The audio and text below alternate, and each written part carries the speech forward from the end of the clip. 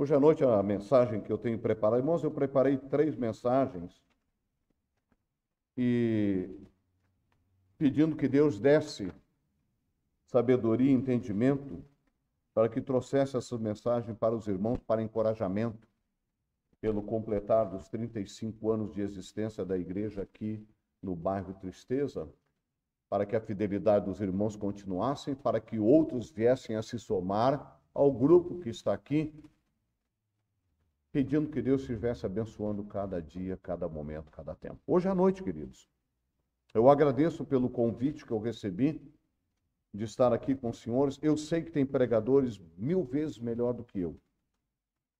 Pregadores que realmente buscam a presença do Senhor, têm muito mais capacidade e conhecimento do que eu tenho. Eu só podia ficar com um abano aqui para mim, né? Tipo os marajá, né? Oi, irmão Eduardo, o senhor é muito querido, eu amo o irmão de todo o coração. Mas eu trouxe uma aguinha, não é gelada, mas é uma aguinha para refrescar a garganta. Mas uma bênção de estar aqui com os irmãos e compartilhar deste momento precioso. Sempre tem um, né? E compartilhar com os senhores realmente o privilégio de participar da comemoração do aniversário. Gente, não é fácil uma igreja de 45, 35, 50 e caquerada, que é Partenon, é Cristal, tem, eu acho que perto disso também, alguma coisa assim. Só que eu quero dizer para você um negócio. Eu sou o mais privilegiado de todos. Puxar brasa para o meu assado. Depois eu vou para a mensagem, pode ficar tranquilo. Por quê? Você conhece algum pastor que está na igreja há 45 anos o mesmo?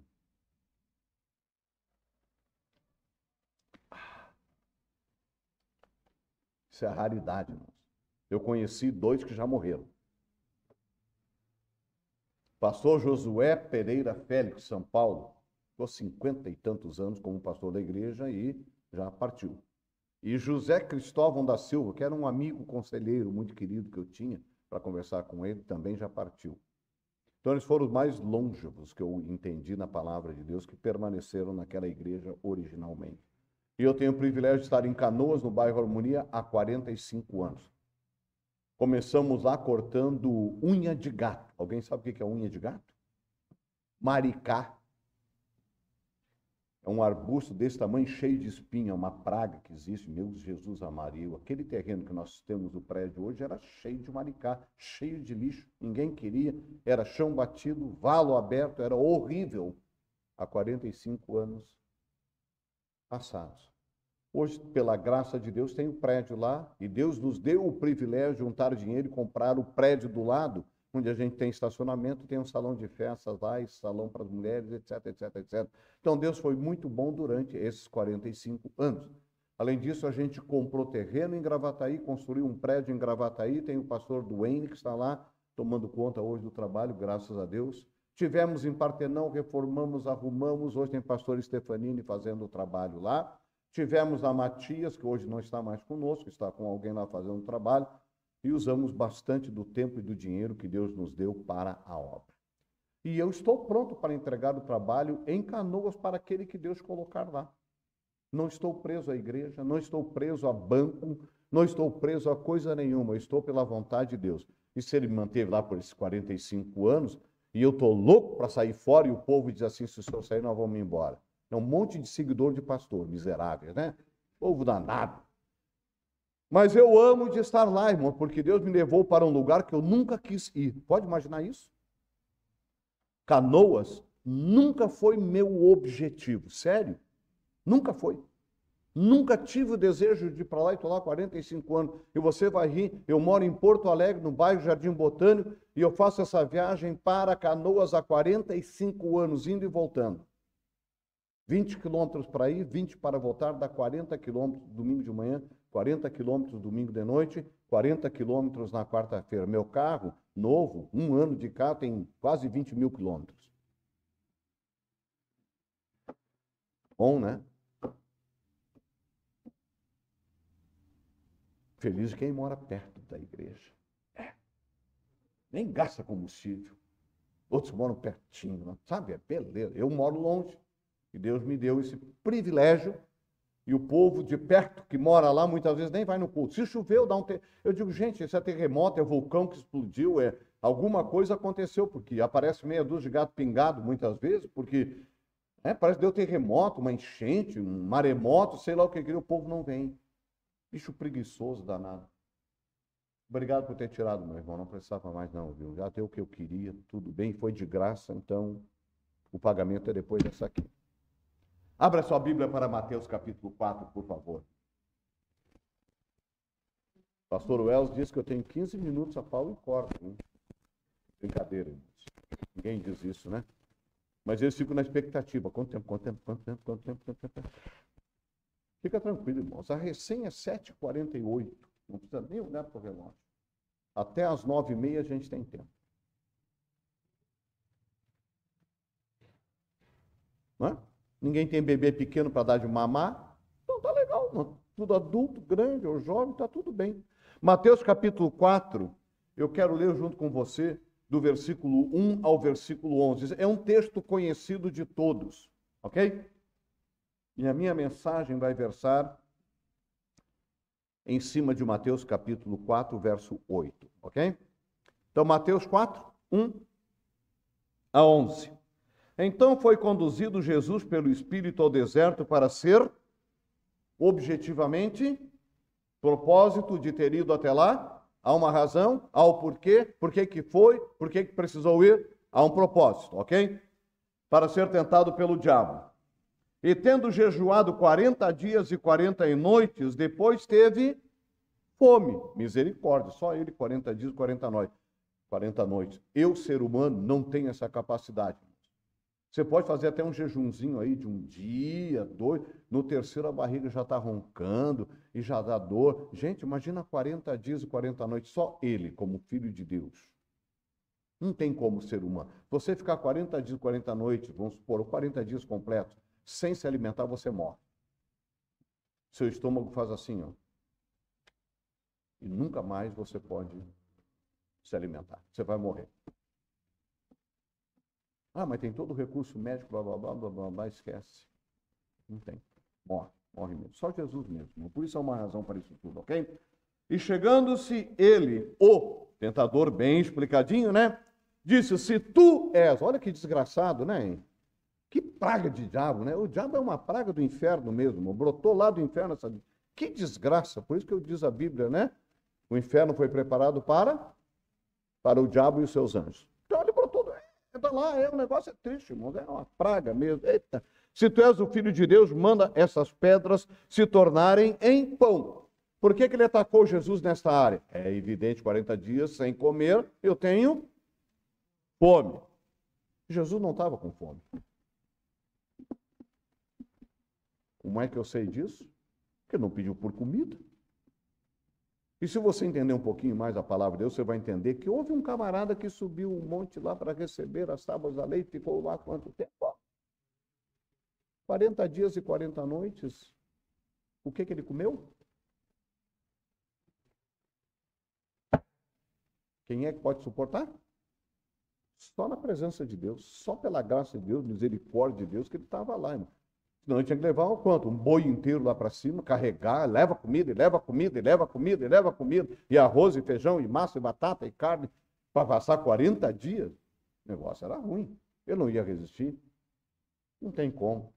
E além disso, naquele momento foi dito assim, ó, que ninguém toque neste monte, ninguém põe a mão, um bicho chega perto, nada, isola, porque se tocar a mão vai morrer. Eu acho que alguns ficaram assim, vamos levar comida para ele lá, e vamos chegar até em cima ali. Quando ele subiu, só, vocês descem, saem fora, etc. Mas só para você poder entender que na presença de Deus a gente pode suportar algumas situações ou circunstâncias, que também não é o meu assunto hoje de noite, mas só para você entender, ok? Verso 4.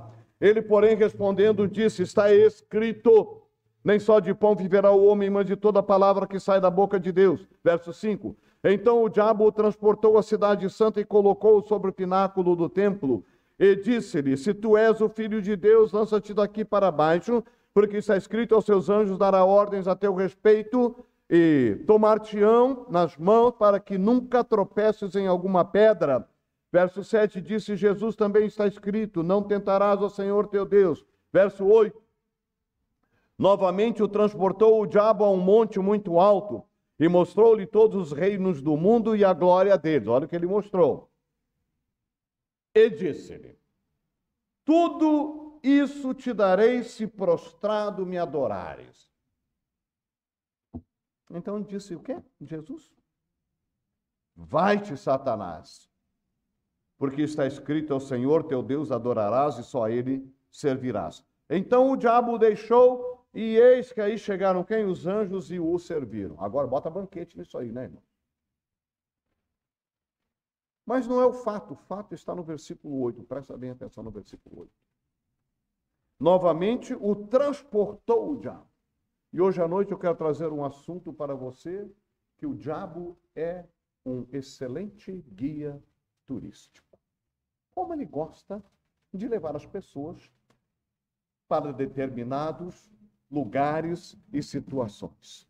Como ele gosta de chamar a atenção para aquilo que é bom para os nossos olhos, comichão para os ouvidos, satisfação pessoal. E ele está fazendo isso com Jesus aqui, querido. Todos nós conhecemos o texto, quase que o decoramos completamente. Se você for fazer uma viagem e você compra um pacote, ou você comprou um pacote turístico, e você ganha com o pacote turístico um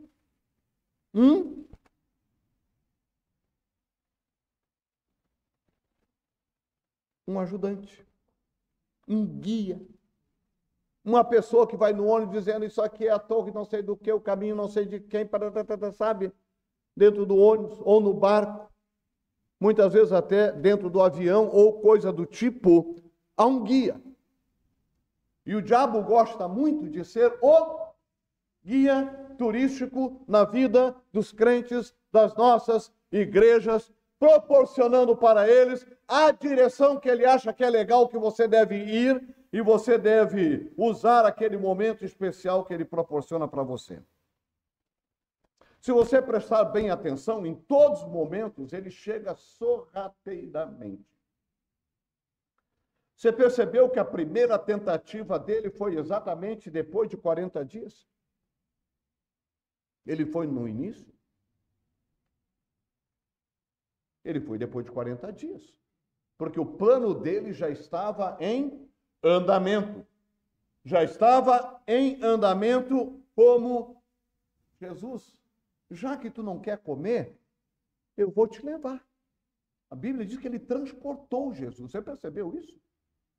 Ele transportou Jesus até lá. Como é que ele fez isso? Você percebeu? Não tinha avião, então tinha que... De alguma forma, ele levou Jesus até um determinado lugar.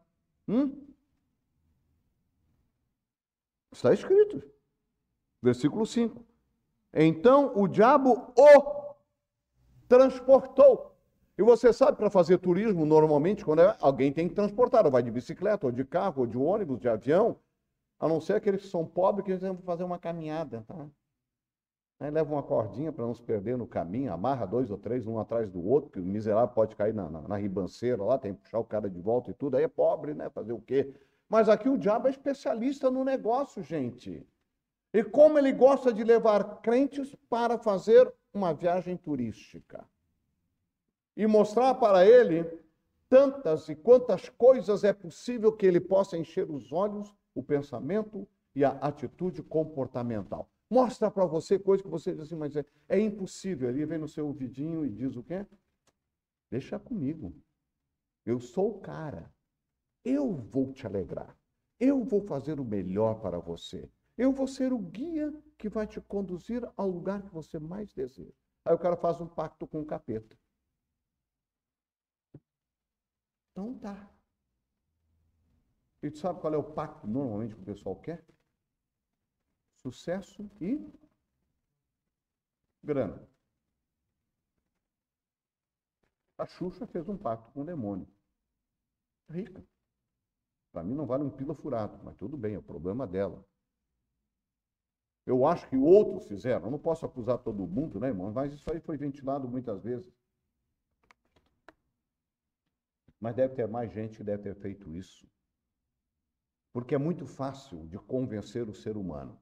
Como é que eu sei disso? É simples. Analisa você mesmo. Como é fácil de nós sermos convencidos daquilo que nós queremos. Eu, uma certa ocasião, eu vi um filme, e neste filme é bem interessante, depois eu volto para o nosso assunto aqui direto. Neste assunto, o camarada recebia uma maleta em casa com $1 milhão. Ele podia aceitar ou recusar. Só que, com aquele $1 milhão, vinha um pedido. Você ganha $1 milhão e a consequência é, nós vamos pedir para você matar uma pessoa, seja quem for, e você tem que executar, senão nós vamos matar você. $1 milhão. Hoje ainda há 5 milhões, mais ou menos, de reais. Uma bela quantia, né? Teoricamente, é um negócio que resolveu meus problemas financeiros para o resto da vida. Não resolveu, não. Porque numa dessas ocasiões, o homem vestido de roupa escura, que chega lá e dá a maleta, e o camarada aceitou, porque a condição financeira dele estava péssima, e aquele dinheiro ia bem certinho para resolver os problemas. E ele topou. Passou um tempo, veio o mesmo cidadão vestido de preto e entrega um bilhete para ele. Isso aqui é a pessoa que você tem que matar. Pega o bilhete, olha, lê. Sabe quem era? Você tem que matar a sua esposa. É a condição. E aí? Valeu a pena? A viagenzinha valeu? O dinheiro foi bom? Alguns de vocês estão dizendo assim, eu mato a minha correndo por 5 milhões, eu atropela, miserável, né? Eita, povinho danado, né? Coisa séria. Né? E se for o filho ou a filha? A Julinha, desculpa, pastor. A Júlia, vale $1 milhão para matar ela? Pô, Júlia, coitada da Júlia. Pô, logo eu, né, pastor? Ei, misericórdia, né?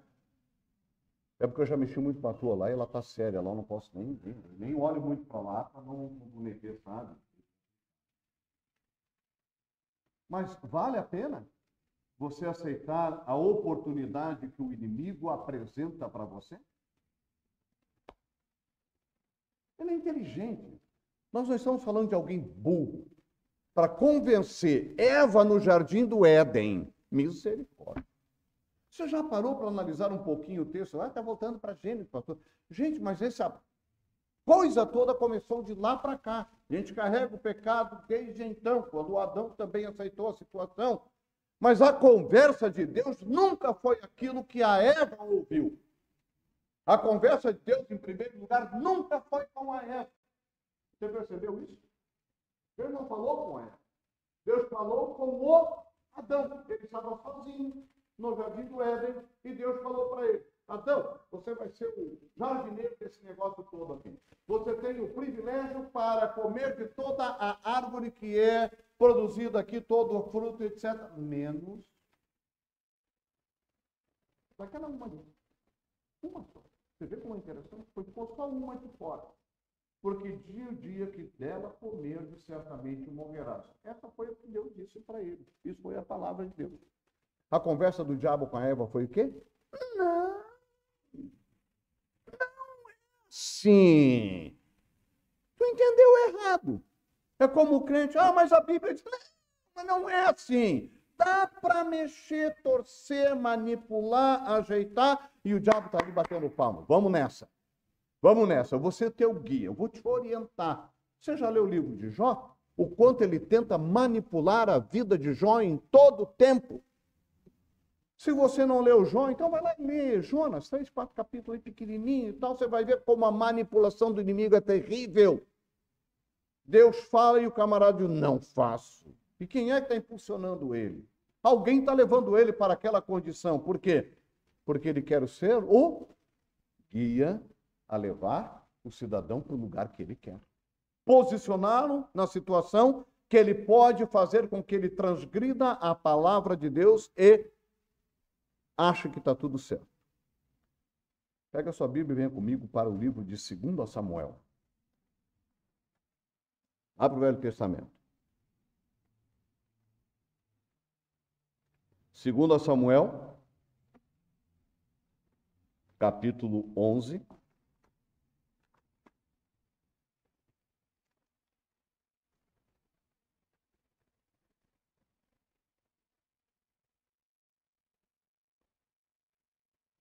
Situação de quem aqui? David. Tem um monte de Davi? Não tem Davi hoje. Mas Davi está numa situação privilegiada. Ele é rei de Israel. Já preguei tantas vezes sobre isso, falei lá na igreja tantas vezes. Camarada tinha um harém com mais de 1000 mulheres.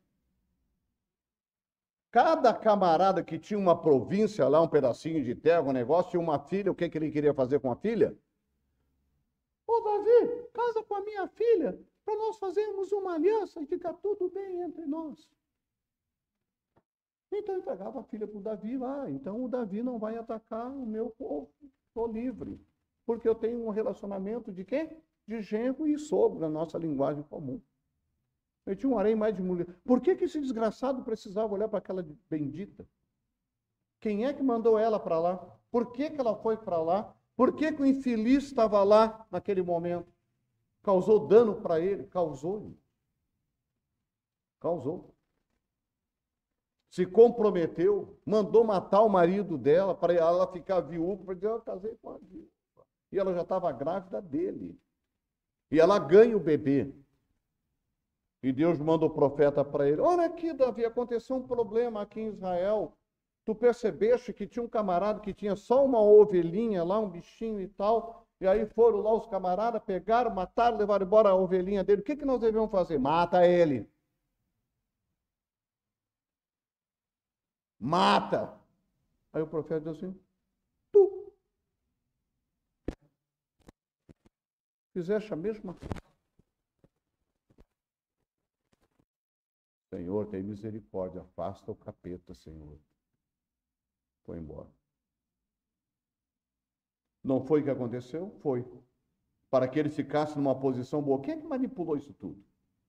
Quem é que deu essa ideia para ele? Quem é que projetou isso na mente dele? Você acha que o diabo não está projetando coisas na tua mente, no teu coração, na minha ideia, no meu pensamento, na minha atitude, na minha maneira de andar? Eu vou ser o guia turístico na tua vida, vou te levar onde você quer. Sem custo.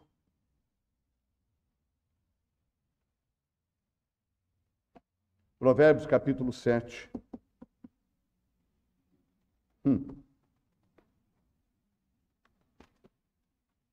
Provérbios capítulo 7. Aí você tem versículo 1 ao 21. Bastante versículo, 27, perdão. Bastante versículos. Filho meu, guarda as minhas palavras e esconde dentro de ti o quê? Os meus mandamentos. Guarda os meus mandamentos e vive, e a minha lei como a menina dos teus olhos. Ata aos teus dedos, escreve-os nas tábuas do teu coração. Diz a sabedoria, tu és a minha irmã, e a prudência chama a tua parente, quer dizer, te cuida, está orientando. Verso 6, porque da janela da minha casa, por minhas grades, olhando eu. Vi entre os simples, descobri entre os jovens um jovem falto de juízo. Para mim, todo jovem é falto de juízo, porque eu já fui jovem um dia, o que eu fiz de bobagem na minha vida, você nem sonha. Hoje talvez não seja tanto como foi naquela época, mas é terrível essas coisas quando acontecem, e aí você vê os jovens se descambando por um caminho de que não tem retorno. Porque para retornar precisa humilhar-se, pedir perdão, arrepender, consertar, botar a vida dele na presença do Senhor. E você acha que o diabo, que é o guia dele, vai permitir esse negócio? Você acha que a Eva retrocedeu depois que ela ficou convencida pelo guia que estava orientando ela para ela não fazer aquilo que ele disse para fazer? Não, ele não retrocedeu e ela não retrocedeu, ela continuou. E afetou ela, e afetou o Adão, e afetou a toda a raça humana. Mas você viu que Deus, na viração do dia, ele vinha falar com Adão. E quando ele retorna após isso ter acontecido, ele não fala com a Eva. Ele podia ter fulminado ela ali. Mas aí o Adão teria que entrar. Mas tem um plano de Deus por trás de tudo isso, muito antes da criação. Nós chegamos a entender que o diabo está manipulando tudo isso para ver se Deus interrompe aquilo. E Deus usa de um negócio chamado perdão e misericórdia.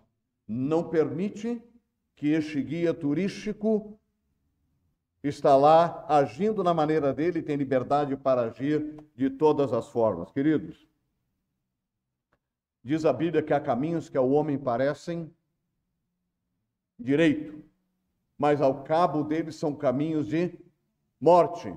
Então parece, tem a aparência de, mas não é. Parece que é tão bom, mas não é tão bom. Parece que é certo, mas não é tão certo. Mas eu estou andando rápido que eu posso, que eu quero que você possa entender da melhor maneira possível. Nos diz também, o enganador mostra o estranho prazer das compras, das possessões, da riqueza, mas oculta o vazio de tudo isso. Houve nos Estados Unidos um problema gravíssimo alguns anos atrás, que foi a queda da bolsa nos Estados Unidos. Gente riquíssima, milionária, que tinha investimento na bolsa. Você sabe que a bolsa é que nem a Bitcoin. Bitcoin existe o nome, não existe o valor. Você bota dinheiro lá, comprei tantos bitcoins, hoje está muito caro, $50 mil uma bitcoin. Então eles dividem isso aí, vende uma porcentagem de uma delas, e é um negócio que você não tem retorno.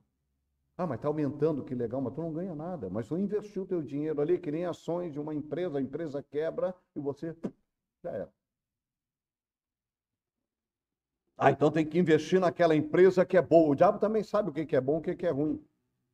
E muitas vezes ele instiga, e a pessoa mal intencionada, ela vai fazer isso porque ela está sendo dirigida de uma tal maneira para fazer com que você entre em pânico e desespero. Quando houve a quebra da bolsa nos Estados Unidos, sabe o que as pessoas faziam? O dono de empresa faliu, ele tinha que pôr todos os bens materiais que ele tinha e não cobria o rombo, porque ele tinha uma empresa que valia 1.000 e ele botou 50 mil lá, vamos ter uma ideia, né, de ações. E para pôr esses 50 mil, ele não tinha. Sabe o que eles faziam? Subia no prédio, se jogava de cima para baixo, se suicidava. Por quê? Porque o diabo também sabe como negociar. Você acha que aquela conversa que ele teve com Deus ali a respeito de Jó foi brincadeira? Foi não.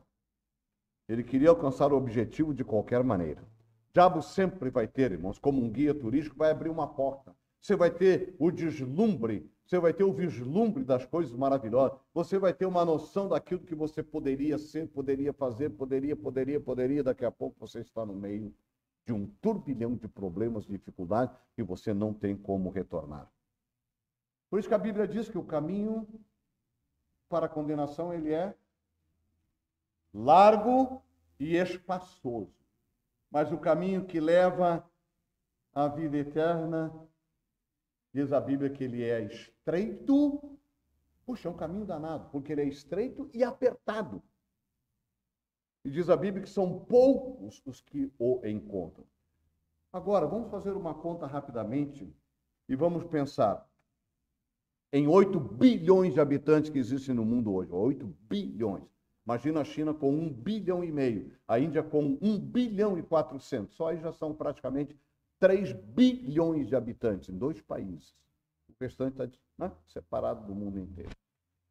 Quantos salvos tem? Quantos? Salvos mesmo. Dá o arrebatamento hoje, quantos sobem? Não estou falando de crente religioso, evangélico.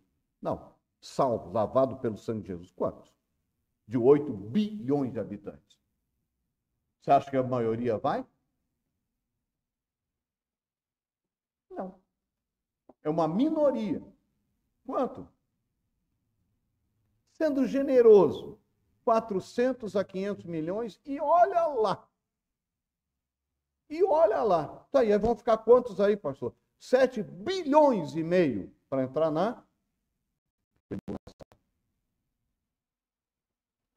Tá, mas quem é que está fazendo esse negócio funcionar no reverso? Quem é que está manipulando a opinião pública, os governantes, os religiosos, as seitas, os credos. Quem é que está administrando esse negócio todo? O anticristo. O espírito do anticristo.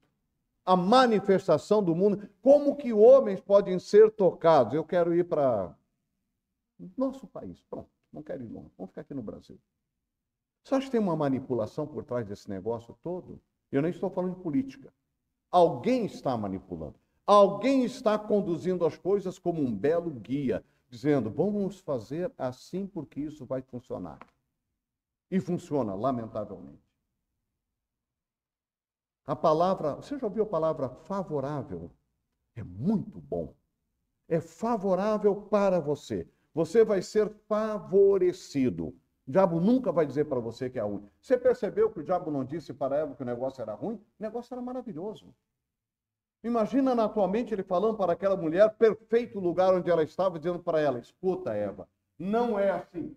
O que Deus disse foi que no dia em que tu comeres deste fruto, tu serás igual a Deus, conhecendo o bem e o mal. Não foi o que Deus disse? Aquele fruto é do conhecimento do bem e do mal. Mas Deus nunca disse assim, você vai ser igual a mim comendo deste fruto. Porque eles estavam vivendo no bem, na pureza, na tranquilidade, não precisava daquilo ali. Claro que é um projeto de Deus, pastor, mas por que Deus botou aquela árvore lá? Porque é o projeto dele em andamento. Então, o Adão e a Eva teriam que comer daquele fruto, teriam que comer daquele fruto. A Bíblia diz que aquilo era fruto desejável. Então você vai entender que desejos também produzem ou coisas boas ou coisas más, coisas ruins. Quem é que leva para isso? O grande guia turístico que nós conhecemos, o diabo. Você acha que ele tentou Jesus daquela maneira por quê? Você acha que ele foi o guia levando Jesus de um lado para o outro, proporcionando para ele a teórica oportunidade de que ele seria melhor fazendo aquilo? Só que nós temos o mesmo Jesus dizendo para ele, está escrito na palavra isso. O diabo usa os recursos da Bíblia para tentar Jesus. E o diabo vai usar os recursos da Bíblia para tentar qualquer um de nós da mesma maneira. Como que ele conhece a Bíblia? Ele conhece mais do que nós, ele é mais velho do que nós, sabia disso? Ele tem alguns 1000 anos aí de experiência. Se nós, seres humanos, estamos aí no planeta Terra praticamente 7.000 anos, o diabo já existia antes disso. Ele já sabia dos propósitos de Deus. Você acha que ele não vai saber como tratar comigo e com você, como ele pode conduzir a coisa para chegar ao objetivo dele? E muitas vezes o pessoal diz assim, não, mas o objetivo do diabo é o mundo inteiro. Não, o objetivo do diabo hoje é destruir a vida do crente, salvo, lavado pelo sangue de Jesus. Porque o resto já está no inferno mesmo. Se morrer na condição que está, sem Jesus, vai para o inferno direto. Então ele não tem preocupação com esses. Ele não precisa manter o endemoniado de Gadareno, porque ele já está endemoniado. Ele não vai lá fuxicar com ele, porque não precisa. Tem um texto bíblico muito interessante, eu já estou quase terminando, tá? Me dá mais 10 minutinhos para nós terminarmos. Há um grupo, os filhos de Cefa, ou Cefa, como você quiser. Quando eles veem que os apóstolos, discípulos estão lá pregando, expulsando o demônio, e acontecendo todas essas coisas, eles começam a praticar isso. Queriam expulsar demônios também das pessoas para ganhar crédito ou dinheiro, não sei qual era a finalidade, mas vamos lá. E numa ocasião eles se deparam com uma pessoa endemoniada, e eles tentam expelir o demônio daquela pessoa e usam todo o recurso que tem. E aquela pessoa endemoniada olha para eles ou conversa com eles e diz, para um pouquinho. Jesus, eu conheço. Então os demônios conhecem Jesus. Continua a conversa, ele diz, Paulo, eu sei quem é. Mas vocês não são nada. E ele deu de mão nos camaradas, deu laço deu laço nos 3, rasgou a roupa deles e eles saíram correndo, porque eles não tinham capacidade para fazer aquilo. Eles queriam manipular o demônio. Eu vejo isso hoje muitas vezes nas vezes. Mas teu nome, o que é que tu faz? Para onde que tu vai? O que está fazendo com essa pessoa? Blá, blá, blá, blá. Sabe as igrejas pentecostais tem por aí? Expulso do que é tipo de demônio? Brincadeira, gente. Isso é palhaçada. Isso não funciona desse jeito. Então nós entendemos que o diabo tem poder, tem capacidade, porque não lhe foi tirado. Ele continua com isso. Então ele vai procurar fazer de tudo para nos devorar todos os dias, ok? Livro de Êxodo, capítulo 7. Êxodo, capítulo 7.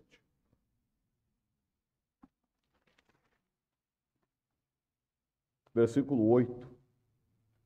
E o Senhor falou a Moisés e a Arão, dizendo: quando o faraó vos falar, dizendo, fazei por vós algum milagre, dirás a Arão, toma a tua vara e lança-a diante de faraó, e se tornará em serpente. Então Moisés e Arão entraram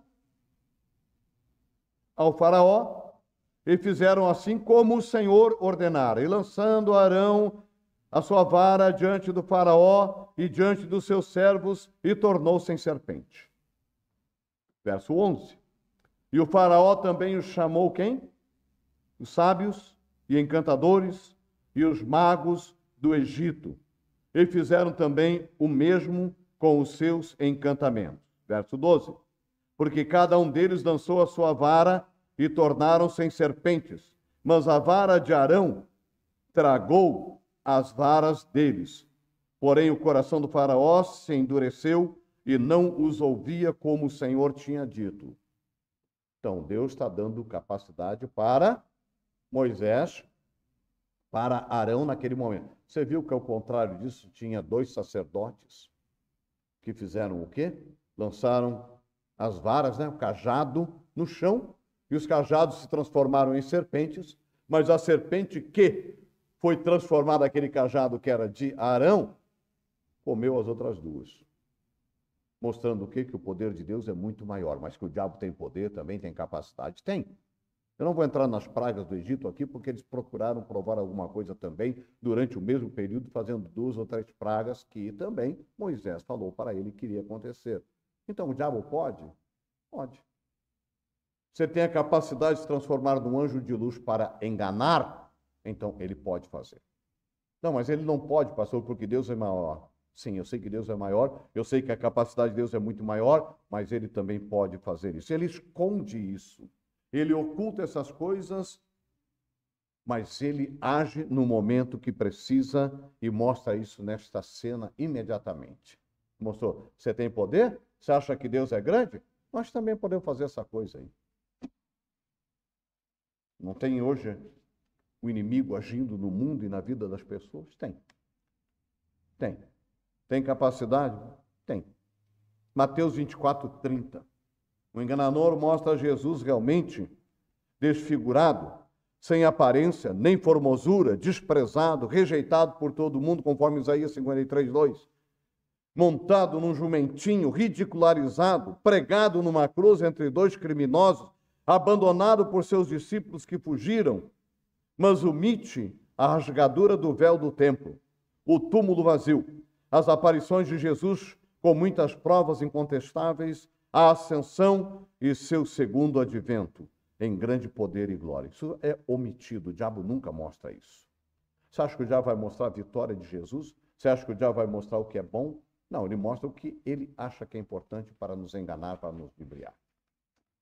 Seja você alguém que possa entender que o diabo pode fazer coisas que nós nem imaginamos ou percebemos. Pode. Pode. Você conhece a seita dos Mormons? Você sabe como nasceu a seita dos Mormons? É uma seita. O Joseph Smith estava fugindo numa perseguição dos fazendeiros naquela cidade onde ele estava. Ele estava preso, eles queriam entrar na prisão para linchar ele, para matar ele, porque ele era um prostituto, ele era um cara péssimo. Então os fazendeiros começaram a perseguir ele para matar. E o cara da prisão lá abriu a porta para ele fugir, dizendo para ele, olha, foge, porque senão eles vão te linchar. E ele se esconde numa floresta, num lugar, e ele recebe uma visão de um anjo que se transforma num anjo de luz. E mostra para ele onde estavam as placas de ouro, onde estava escrito aquilo que o O diabo queria que ele fizesse. E essa seita é grande, gente. O estado de Utah, nos Estados Unidos, é Mormon. Abrir uma igreja batista lá, você tem que pedir permissão para os mormons para abrir a igreja batista, eles permitem. Você não pode pregar o evangelho. Estado de Utah, Então você vê como o diabo também manipula todas as coisas em todos os lugares e oferece coisas que nós nem imaginamos. O endemoniado de Gadarenos tinha uma legião de demônios. Eles tentaram expulsar os demônios. E Jesus disse para ele, olha, essa casta de demônios só com muito jejum e oração. Mas quando Jesus passa por Gadara, a primeira pessoa que vai lá visitar ele, sabe quem é? O endemoniado de Gadareno. E pergunta para ele, Jesus, por que tu vieste aqui nos atormentar? Você vê que Jesus é tormento para os demônios. E Jesus nem estava ligado com aquele endemoniado de Gadareno.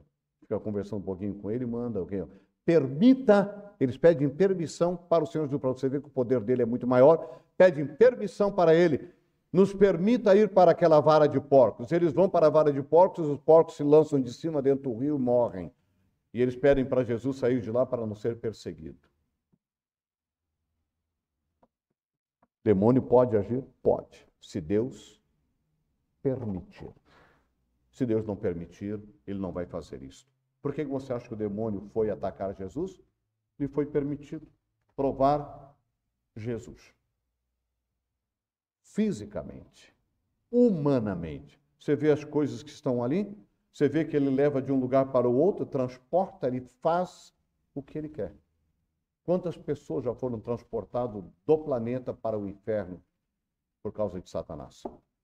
Então, seja um que vai resistir ao diabo até o final. Não deixe ele ser um guia turístico na tua vida. Te separa disso. Põe uma barreira. Te cuida, porque ele vai fazer isso todo o tempo. Ficamos em pé e oramos, queridos. Querido Deus e Pai eterno, Altíssimo Deus, damos-te graça mais uma vez. Obrigado, Senhor, porque tu nos tens livrado, Senhor, das garras do maligno, ó Pai. Tu tens nos dado a armadura do cristão para nós nos defendermos dos ataques do maligno, Senhor. Coopera conosco cada dia, cada momento. Livra-nos, Senhor, dos ataques do maligno, ó Deus. Livra-nos, Senhor, das tentações que ele coloca nas nossas vidas. Ajuda-nos, Senhor, a não ter ele como guia turístico na nossa vida, levando, ó Deus, para o bel prazer que ele quer. Ajuda-nos, Senhor, a resistir, resistindo firme na fé às astutas ciladas do maligno. Sê conosco, ó Pai, nos abençoando cada dia. Que a nossa vida, Senhor, possa ser uma vida de exemplo, de testemunho, que agrada a Ti em primeiro lugar. Obrigado, Senhor, porque Tu nos tens trazido a Tua presença. Somos gratos, ó Deus, porque Tu tens nos abençoado, tens nos dado conhecimento da Tua palavra, tens nos ajudado, Senhor, tens nos livrado. Cuida de nós, ó Pai, cada dia, porque precisamos de Ti.